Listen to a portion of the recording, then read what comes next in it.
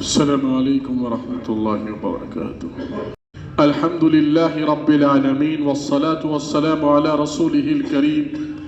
وعلى آله وصحبه وسلم تسليما كثيرا كثيرا. أما بعد فأعوذ بالله من الشيطان الرجيم. بسم الله الرحمن الرحيم. والعصر إن الإنسان لفي خسر إلا الذين آمنوا وعملوا الصالحات وتواصوا بالحق وتواصوا بالصبر. صدق الله العظيم. وقال النبي صلى الله عليه وسلم الدين النصيحة أو كما قال عليه الصلاة والسلام. معزز سامعین اور عزیز ساتھیوں، بزرگوں اور دوستوں، اس وقت ہمارے اور آپ کے سامنے جو بھی حالات ہیں اور جو بھی چیزیں رونما ہیں اور نظر آ رہی ہیں، ہم سب ان سے واقف ہیں. چاہے وہ مسجد کا مسئلہ ہو، چاہے وہ بیرونی ممالک کے مظالم کا مسئلہ ہو، اپنے ملک کے اندرونی میں جو مسئلے ہیں ان کا ہو، وہ ساری چیزیں ہمارے سامنے ہیں اور ہم ان چیزوں کو دیکھ رہے ہیں. تو مسئلہ یہ آتا ہے کہ یہ چیزیں جو ہو رہی ہیں اور جو چیزیں پیش آ رہی ہیں، یقیناً اللہ نے فرما دیا کہ تمہارے اعمال جیسے ہوں گے. ظہر الفساد فی البر والبحر بما کسبت ایدی الناس. انسان کے اعمال جیسے ہوتے ہیں اسی طریقے سے فیصلے اترتے ہیں اللہ کی طرف سے. جس طریقے سے اگر انسان جو ہے فساد برپا کرتا ہے تو اس کے اوپر حالات آتے ہیں، پریشانیاں آتی ہیں اور ان کے اوپر جو ہے پریشانیوں کے پہاڑ توڑے جاتے ہیں. تو جب جو ہے قوم نے جو ہے اپنے دین کو چھوڑا، دین متین کو اور شریعت کو چھوڑا، تو حالات آئے اور پریشانیاں آئیں. یہ جو ہے ہمیشہ سے ہوتا رہا ہے. تو اس لیے انسان کے اختیار میں جو چیزیں ہیں ان چیزوں کو اپنے اندر درستگی کی اصل ضرورت ہے. تو اللہ رب العزت نے یہ جو قرآن کریم کی آیت پڑھی ہے سورہ عصر، اگر آپ دیکھیں گے اور اس کا ترجمہ پڑھیں گے اور اس کے جو ہے تراجم کو پڑھیں گے اور اس کی تفاسیر کو پڑھیں گے،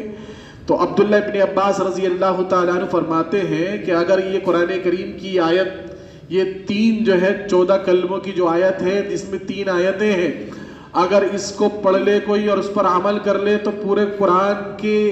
اگر ان 3 آیتوں کو پڑھ کر وہ ہدایت یافتہ ہو سکتا ہے، اللہ کے یہاں کامیاب ہو سکتا ہے.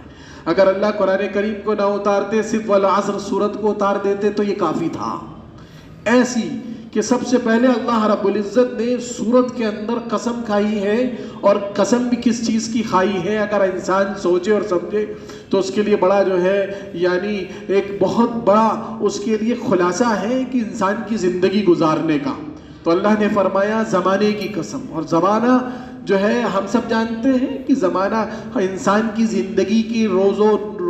یعنی شب و روز سب کچھ اس کا، اپنی زندگی، اس کا طرز عمل اور اس کا ہر عمل صبح سے شام تک جتنی بھی چیزیں جو وہ کرتا ہے، جو افعال کرتا ہے، جو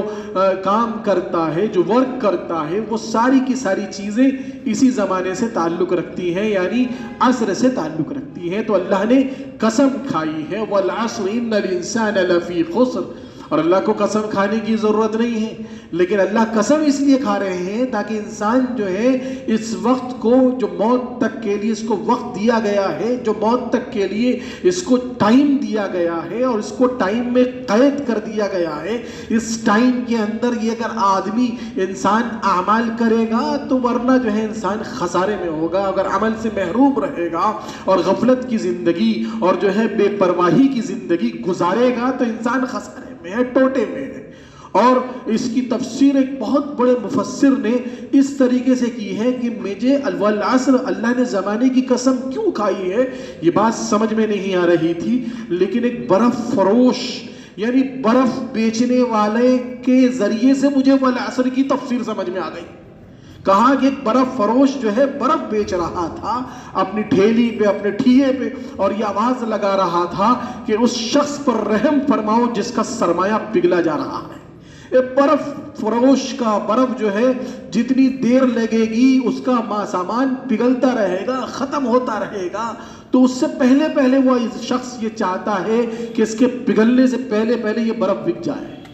تو کہا کہ اس سے سمجھ میں آ گئی کہ والعصر اللہ نے زمانے کی قسم کیوں کھائی ہے، کہ اس شخص کا سرمایہ پگھل رہا ہے، ختم ہو رہا ہے، اس سے پہلے اس کو بیچنا ہے، اس کو جو ہے فارغ ہونا ہے۔ اسی طریقے سے انسان کی زندگی ہے، انسان کی زندگی کی شب و روز جو گزر رہی ہے اور موت کا وقت جو متعین ہے، اس سے پہلے اس کو عمل صالح کرنا ہے، اس کو اللہ کے وہ اعمال جو اللہ رب العزت نے حکم دیے ہیں اور اللہ کے رسول صلی اللہ علیہ وسلم نے جن کی تائید کی ہے اور جن کو بجا لانے کو کہا ہے اور کر دکھایا ہے اور طریقہ بھی بتا دیا ہے، اگر اس کے مطابق اپنی زندگی کو گزارے گا تو انسان جو ہے خسارے میں نہیں ہوگا، کامیاب ہوگا۔ اس لیے کہا کہ انسان خسارے میں ہے، پوری انسانیت خسارے میں ہے۔ اس میں مالدار الگ نہیں ہے، غریب الگ نہیں ہے، کالا الگ نہیں ہے، گورا الگ نہیں ہے، اس میں سب کے سب انسان برابر ہیں۔ کہا کہ وہ کوئی بھی ہو، کہیں کا رہنے والا ہو، کسی علاقے کا رہنے والا ہو، مرد ہو یا عورت ہو، کوئی بھی ہو، کوئی بھی جینڈر کا ہو، کہا گیا کہ یہ انسان خسارے میں ہے مگر وہ لوگ اِلَّا الَّذِينَ آمَنُوا وَعَمِلُوا الصَّالِحَاتِ، جو لوگ اللہ پر ایمان لاتے ہیں اور عمل صالح کرتے ہیں، عمل صالح کرتے ہیں، جو لوگ ایمان لاتے ہیں اللہ پر، جو لوگ اللہ پر توکل کرتے ہیں، جو لوگ اللہ پر ایمان لاتے ہیں اور جو لوگ اللہ پر بھروسہ رکھتے ہیں اور جن کے دلوں میں اللہ کا یقین ہے۔ آج سب سے بڑی پوری دنیا کے اندر بزرگ اور دوستوں، اگر ہم سروے کریں، اپنی زندگی کا جائزہ لیں، اپنے آپ کا محاسبہ کریں، تو یقیناً بزرگ اور دوستوں میں کہنے والا بھی محتاج، آپ سننے والے بھی محتاج۔ اگر آپ محاسبہ کریں گے تو معلوم یہ ہوگا کہ میرا ایمان بھی بڑا کمزور ہے، میں بھی جو ہے وہ حقیقی ایمان جو اللہ پر بھروسہ کرنا چاہیے، جو اللہ پر یقین رکھنا چاہیے، جو اللہ پر توکل ہونا چاہیے، اگر ہم محاسبہ کریں تو معلوم ہوگا کہ ہمارا ایمان ہے یا نہیں ہے یا کمزور ہے۔ تو اللہ کے رسول علیہ السلام کے پاس ایک صحابی آئے اور کہنے لگے، یا رسول اللہ، ایمان کیا ہے؟ ایمان کس کو کہتے ہیں؟ ایمان کیا ہے؟ آپ سے سوال کیا گیا ایمان کا کہ ایمان کسے کہتے ہیں؟ آپ ایمان کی خصوصیات بتا رہے ہیں، آپ ایمان کا ٹیمپریچر آپ بتا رہے ہیں۔ آپ نے فرمایا، اذا سرت کا حسنتک وسعت کا سیئتک فانت مؤمن، اگر گناہ تجھے غمگین کر دے، گناہ کر کر تیرا دل غمگین ہو جائے، مغموم ہو جائے اور تیرا دل پریشان ہو جائے، الجھن میں ہو جائے اور ٹینشن میں آ جائے، تجھ سے کوئی گناہ ہو جائے تو تو جو ہے ٹینشن میں آ جائے، پریشانی میں آ جائے اور تجھے جو ہے الجھن ہونے لگے اور نیکی کر کے تیرا دل خوش ہو جائے، اگر تیرے اندر یہ کیفیت ہے کہ گناہ کرنے کے بعد تجھے الجھن پیدا ہو گئی، ٹینشن پیدا ہو گیا اور نیکی کرنے کے بعد تیرا دل خوش ہو گیا، اگر تیرے اندر یہ کیفیت ہے، اگر تیرے اندر یہ کیفیت پائی جا رہی ہے تو تم مومن ہے۔ اذا سرت کا حسنتک وسعت کا سیئتک فانت مؤمن، گناہ غمگین کر دے، نیکی خوش کر دے تو مومن ہے۔ اپنی زندگی کا محاسبہ کریں، اپنی زندگی کو دیکھیں کہ ایسا تو نہیں ہے کہ میرے معاملات میں میں نے جو جھوٹ بول کر کمایا ہے، میرا دل مغموم تو نہیں ہو گیا، میں نے معافی کی مانگی ہے، نہیں مانگی ہے۔ ایک گناہ تو وہ ہے، یعنی ایک گناہ اللہ سے تعلق، یعنی حقوق العباد ایک الگ ہے اور ایک حقوق اللہ ایک الگ ہے، کہ ایک انسان جو ہے اللہ پر یقین رکھنے کے لیے اب اللہ نے اعمال دیے ہیں کہ ہاں بھائی پتہ لگے گا کتنا اللہ پر یقین ہے، اللہ پر کتنا بھروسہ ہے۔ اب اللہ نے اعمال دیے، عمل صالح کرنے کے لیے بتایا ہے۔ اگر عمل صالح ہے تو ایک تو ہے عمل صالح میں بھی ایک حقوق اللہ ہے، یعنی اللہ سے تعلق جو رکھتا ہے، یعنی اللہ نے جو حکم دیے ہیں، امر بالمعروف کا حکم ہو، نماز کا حکم ہو، ذکر کا حکم ہو، زکوٰۃ کا حکم ہو، حج کا حکم ہو، جو بھی اللہ کے احکامات ہیں یہ تعلق رکھتے ہیں حقوق اللہ سے، اور ایک تعلق حقوق العباد ہے، یعنی اپنے گھر سے بچوں کے ساتھ تعلق کیسا ہونا چاہیے، بیوی کے ساتھ کیسا تعلق ہونا چاہیے، بڑوں کے ساتھ کیسا تعلق ہونا چاہیے، کاروبار کر رہے ہیں تو کاروبار میں لین دین کیسا ہونا چاہیے، اور اسی طریقے سے انسان جھوٹ سے بچ جائے، غیبتوں سے بچ جائے، چغل خوریوں سے بچ جائے. یہ ساری چیزیں حقوق العباد سے تعلق رکھتی ہیں. اب مسئلہ یہ ہے کہ اللہ پر یقین اگر ہے تو یہ انسان حقوق اللہ پر بھی خرا اترے گا اور حقوق العباد پر بھی خرا اترے گا. اگر جو ہے اس سے کوئی غلطی ہو جاتی ہے تو اگر تعلق اللہ سے ہے، اللہ سے معافی مانگ لے، پھر یہ مومن بن جائے گا. اور اگر تعلق بندوں سے ہے تو بندوں سے معافی مانگ لے. اگر کوئی بھائی بھائی سے بات نہیں کرتا، بیٹا بیٹے کی باپ سے جو ہے بات چیت نہیں ہے، اور رشتہ دار آپس میں تعلق ہی کر رکھی ہے، اب اس سے معافی مانگ لے، بھائی مجھ سے غلطی ہو گئی، 1 انچ زمین بھائی نے آگے بڑھا دی، یا ایک بالش زمین آگے بھائی نے بڑھا دی، بھائی سے تعلق ہی ہے، بول چال نہیں ہے، میاں بیوی میں رضامندی نہیں ہے، بیٹا باپ میں رضامندی نہیں ہے، بھائی بہنوں کے اندر بہنوں کو حصہ نہیں دیا، بھائی اور بہن نے جو ہے بولنا چھوڑ دیا، کلام چھوڑ دیا. اگر جو ہے بزرگوں اور دوستوں کہیں ایسا تو نہیں ہے کہ ہم بھی اس میں ملوث ہیں اور ہم اس کا احساس نہیں ہے، اور پھر ہم کہتے ہیں اور یہ ہمارے اختیار میں ہے. اور جب ہمارے اختیار میں نہیں ہے بزرگوں اور دوستوں، یہ روٹس ہے، پاور آف روٹس. اسی سے اگر ایمان کی جو پاور ہے وہ اسی کے ذریعے سے، جو ہمارا سب سے پہلا نظام آئلی نظام، اپنے اندر اسلامی تشخص کو باقی رکھنا کہ میری نماز، میرا روزہ، میری حج، میرا زکوٰۃ، اللہ سے تعلق جو رکھنے، حقوق العباد، میرے سے جو ہے تعلق رکھنے والی چیز، یعنی میں کاروبار کرتا ہوں تو میرا لین دین اچھا ہے، کسی کا مار لیا، کسی کے کھا لیا، کسی کے پیسے ہڑپ کر لیے، یا کسی کو جھوٹ بول کر جو ہے مال دے دیا، مال کا عیب بغیر بتائے مال کو بیچ دیا، غلط مال لوگوں کو دے دیا، کہیں ایسا تو نہیں ہے. اگر یہ چیزیں ہیں، اگر ہم اپنے آئینی نظام میں اپنے اندر اگر تشخص کے اندر اسلام اگر ہم نہیں لا سکتے ہیں بزرگ اور دوستوں، اللہ رب العزت بھی ہمارے ہاتھ میں اسلامی نفاذ اور اسلامی نظام، اور اسی طریقے سے آپ سوچ لیجئے حکومت کا نظام اللہ رب العزت مسلمانوں کے ہاتھ میں نہیں دیں گے. لوگ کہتے ہیں بڑی بڑی باتیں کرتے ہیں، بڑی جو ہے سینہ پیٹ کر بات کرتے ہیں کہ اگر جو ہے اسلامی ملک کو بنانے کے لیے ہمیں کھڑا ہونا ہے اور یہ کرنا ہے اور یہ کرنا اور جہاد کرنا ہے. ایسے لوگ جو ہے سب سے بڑے بزدل اور جاہل اور گدھے ہیں، جو اپنی زبان سے یہ الفاظ کہتے ہیں کہ ہمیں جو ہے سب سے پہلے جو ہے اپنا نظام اور ایک جمعیت بنے اور ایک جو ہے بہت بڑی جو ہے جماعت پیدا ہو، پھر حکومتوں سے لڑا جائے اور یہ کیا جائے. حالانکہ ان کا کرنے کا کچھ نہیں ہے، لیکن زبا خرچی اور جو ہے باتونی باتیں بڑی بڑی کر لیں گے. لیکن اگر اپنی زندگی کے اندر اگر جائزہ لیا جائے تو پتہ لگا کسی کا مار کے جو ہے لے کے رکھا ہوا ہے، دیا نہیں ہے، کسی کے جو ہے جھوٹ بول کر اپنے مال کو بیچ دیا ہے، غلط بیانی کر کے مال کو بیچ دیا ہے، اور جو ہے کپڑا جو ہے ایسے ہی دے دیا گیا ہے، بغیر عیب بتائے کپڑے کو بیچ دیا ہے. یہاں تک کہ ساری جھوٹ اور غیبتیں اور چگلیاں سب کچھ ہو رہی ہیں، اپنے اندر اسلامی شریعت جو ہے نظر نہیں آ رہی ہے، اور وہ بات کرتا ہے نظام کی، وہ بات کرتا ہے بڑی بڑی چیزوں کی. بزرگوں دوستوں، یہ بالکل اوپر کی چیز ہے. جس طریقے سے پہاڑ ہے، پہاڑ کے ذرے ذرے سے پہاڑ تیار ہوتا ہے، اور پہاڑ کی جو اوپر کی جو چوٹی ہے، یوں سمجھ لیے نیچے کی جو چوٹی ہے، روٹ سے جتنی بھی اندر ہے، یہ سارا کا سارا اپنا تشخص کا نظام ہے. اللہ کے رسول صلی اللہ علیہ وسلم نے پہلے صحابہ کو مضبوط کیا تھا، ان کی اپنی زندگی کو مضبوط کیا تھا. کوئی صحابی جھوٹ سے پرہیز تھا. ہاں، حد بعد میں نازل ہوئی تھی، کہ حد تو بعد میں آیا تھا، کہ جو حد کس کو کہتے ہیں کہ ہاں کسی نے زنا کر لیا تو اس کو جو ہے کیا سزا ملے گی، کسی نے شراب پی لی تو اس کو سزا کیا ملے گی، وہ تو بعد کی چیز تھی. اس سے پہلے اللہ کے رسول صلی اللہ علیہ وسلم نے ایک نظام دیا تھا، ایک سسٹم دیا تھا، اللہ سے محبت کرنے کا، اللہ سے تعلق جوڑنے کا. اور نماز کا جب صحابہ پابند ہو گئے اور صحابہ کے اندر جو ہے اب جو ہے بالکل یہ چیزیں گناہ کا تصور ان کے ذہنوں سے چلا گیا، اب جو ہے اللہ رب العزت نے دھیرے دھیرے ان کے ذریعے سے جو ہے کام دیا، اور ملکوں کے اندر کام کرنا تھا، بڑی بڑی جگہ علاقوں میں کام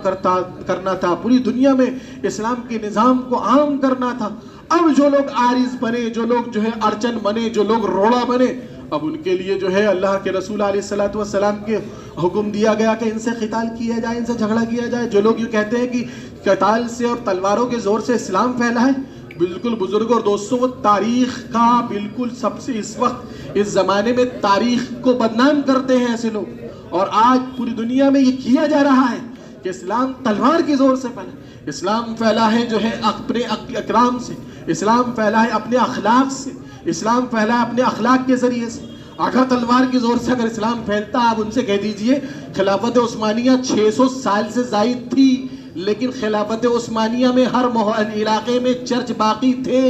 ہندوستان میں جو ہے مغلوں کی حکومت 500 سال سے زیادہ تھی،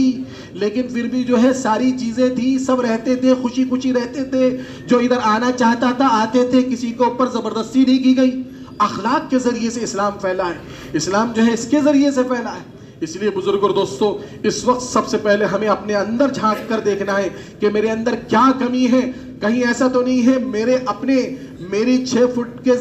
جسم میں اور میں جو ہے 95 یا 100 کلو کا ہوں اور میرا وزن اتنا ہے اور میری عمر اتنی ہو گئی ہے، میرے اپنے جسم کے اندر تو اللہ کے رسول کی شریعت نظر نہیں آ رہی ہے، اور میں بات کر رہا ہوں ایران اور تران کی، میں بات کر رہا ہوں بڑی بڑی۔ اللہ رب العزت ایسے لوگوں کو اللہ رب العزت سائڈ کر دیتے ہیں، دور کر دیتے ہیں، سمجھنے کی صلاحیت کو اللہ رب العزت ختم کر دیتے ہیں۔ اللہ رب العزت تفہیم اور تفہیم کی صلاحیت اس شخص کو دیتے ہیں جو شخص اپنے اندر اسلامی نظام کو اپنے اندر جو اس کے اختیار میں ہے، سب سے پہلے اپنے اندر، اس کے بعد اپنی فیملی کے اندر، بچوں کے اندر، اسی طریقے سے خاندان بنتا ہے، پھر خاندان سے معاشرہ بنتا ہے، پھر معاشرے سے سٹی بنتی ہے، اس کے ذریعے سے ایک بہت بڑا، پھر اس کے بعد سب سے آخری میں نمبر آتا ہے حکومت کا، آخری میں نمبر آتا ہے سیاست کا، آخری میں نمبر آتا ہے۔ بزرگ اور دوستوں، وہ بھی اگر عارض بنے، اگر جو ہے کوئی مسئلہ بنے تب۔ بزرگ اور دوستوں، اگر کوئی انسان کسی کفار کے ملک میں جہاں پر جو ہے لوگ توپوں کے دہانوں پر، تلواروں کی نوک پر ہوں، اگر وہ شخص جو ہے مسلمان کے ایک اجتماعی طور پر اسلامی شریعت کو اپنی زندگی میں داخل کرنے، خدا کی قسم ان کا کوئی بگاڑ نہیں سکتا۔ پوری دنیا کی طاقتیں پیاز کے چھلکوں کی طرح ان کی طاقتیں ہیں، پوری دنیا کی نیوکلیئر طاقت بھی پیاز کی چھلکوں کی طرح ہے، انڈے کے چھلکوں کی طرح ہے، جو ہوا کے جھونکوں میں ختم ہو جاتا ہے۔ لیکن اس سے پہلے اپنے اندر اسلامی شریعت کو زندہ کرنا پڑے گا، اسلامی شریعت کو رونما کرنا پڑے گا، اس کو جانچنا پڑے گا اور اپنا محاسبہ کرنا پڑے گا۔ کہیں ایسا تو نہیں ہے میں کتنا غلط ہوں اپنے اللہ کے ساتھ، میرا اللہ سے تعلق جو ہے مضبوط ہے یا ایسی ہے جمع خرچی ہے، زبان خرچی کر رہا ہوں۔ اللہ سے تعلق کو دیکھنا پڑے گا، محاسبہ کرنا پڑے گا۔ جس طریقے سے دکان والا پوری زندگی میں، یعنی پوری دن میں جو کام کرتا ہے، آخر میں آ کر حساب کرتا ہے کہ آج کتنا کمایا، کتنا لاس ہوا۔ ہم بھی حساب کریں، سال گزر گیا ہے، ہمارا سال جو ہے ویسے تو عربی سال ہے، لیکن ہم جو ہے کاروبار کرتے ہیں وہ جو ہے انگریزی سال سے، تو محاسبہ کریں، سال چلا گیا، پچھلے سال کتنا ایمان اپنی زندگی میں رہا، کتنی نمازیں چھوڑی ہیں، کتنے روزے چھوڑے ہیں، اور کتنا جو ہے ہم نے جھوٹ بولا ہے، کتنی غیبتیں کی ہیں، کتنے لوگوں کا مال دبایا ہے، کتنے لوگوں کے ساتھ جو ہے دغا بازیاں کی ہیں۔ یہ سب سوچیں اور اس کے بعد فیصلہ کریں کہ میرے اندر کتنا ایمان ہے۔ اگر محاسبہ کریں گے انشاءاللہ اللہ رب العزت اگلی جو توفیق دے گا تو وہ ایمان اور اعمال کی توفیق دے گا۔ محاسبہ آدمی نہیں کرتا ہے، جو بے نیتی کے ساتھ زندگی گزارتے ہیں، ان کو سب سے بڑا نقصان یہ لوگ، معاشرے کو یہ لوگ کرتے ہیں۔ جن کی نیتیں خراب ہیں وہ اسلام کے اوپر، وہ ان سے نقصان نہیں پہنچا ہے اسلام کو کبھی۔ جن کی نیت ہی نہیں ہے ان سے اسلام کو نقصان پہنچا ہے۔ اس لیے اپنی نیتوں کو درست کریں، اللہ عمل کی توفیق عطا فرمائے۔ وآخر دعوانا الحمدللہ رب العالمین۔ ربنا ظلمنا انفسنا وان لم تغفر لنا وترحمنا لنكونن من الخاسرين ربنا تقبل منا انك انت السميع العليم وتب علينا انك انت التواب الرحيم يا حي يا قيوم برحمتك نستغيث۔ یا اللہ رحم کا، کرم کا معاملہ فرما، گناہوں کو معاف فرما، خطایا کو درگزر فرما، سیئات کو حسنات سے مبدل فرما۔ یا اللہ رحم فرما دے، کرم فرما دے، ستاری کا معاملہ فرما دے، کفاری کا معاملہ فرما دے۔ یا اللہ تو بڑا رحیم ہے، بڑا کریم ہے، یا اللہ رحم فرما۔ یا اللہ سنتوں کا شوق دلوں میں پیدا فرما، سنتوں کی محبت دلوں میں پیدا فرما۔ یا اللہ دین کے مٹنے کا غم دلوں میں پیدا فرما، دین کی محبت دلوں میں پیدا فرما۔ یا اللہ ہر سنت پر عمل کرنے کی توفیق عطا فرما۔ یا اللہ ہمیں یا اللہ صحیح طریقے سے یا اللہ دین پر چلنے کی توفیق عطا فرما دے۔ یا اللہ کسی کے سامنے ہاتھ پھیلانے سے ہماری حفاظت فرما، اپنا محتاج بنا، کسی کا محتاج نہ بنا۔ یا اللہ جو پریشان حال ہیں ان کی پریشانیوں کو دور فرما، جو مقروض ہیں قرض کی ادائیگی کے لیے شکلیں مہیا فرما، جو لوگ بیمار ہیں شفایاب بنا، جو پریشان حال ہیں ان کی پریشانی کو دور فرما۔ یا اللہ جو لوگ دنیا سے جا چکے ہیں ہمارے خاندانوں میں، رشتہ داروں میں، یا اللہ ان کی مغفرت فرما، ان کے درجات کو بلند فرما دے۔ یا اللہ رحم فرما دے، کرم فرما دے۔ یا اللہ جو لوگ غلط مقدمے میں پھنسے ہوئے ہیں بری کی شکلیں نصیب فرما، جو جوڑیاں گھروں میں بیٹھے ہوئے ہیں یا اللہ جن کی شادیاں نہیں ہو رہی ہیں، بچوں کے ان کے صحیح جوڑے کا انتخاب فرما دے۔ یا اللہ جو گھروں میں انتشار ہے ان کو ختم فرما دے۔ یا اللہ بچیوں میں جو انتشار ہے ختم فرما دے، دین کی ہواؤں کو عام فرما دے، آپس میں محبت اور الفت پیدا فرما، آپسی اختلافات کو ختم فرما دے، مسلمانوں کو وحدت کلمہ وحدت فکر پر مجتمع فرما دے۔ یا اللہ رحم فرما دے، پوری دنیا میں جہاں دین کی ہر محنتیں ہو رہی ہیں یا اللہ اس میں ہمارا حصہ نصیب فرما، جتنی بھی نقل و حرکت ہو رہی ہے اس میں ہمارا حصہ نصیب فرما۔ یا اللہ ہماری دعاؤں کو قبول فرما۔ وصلی اللہ تعالی علی خیر خلقہ محمد وعلی آلہ وصحبہ اجمعین برحمتک یا ارحم الراحمین۔ الحمد للہ رب العالمین۔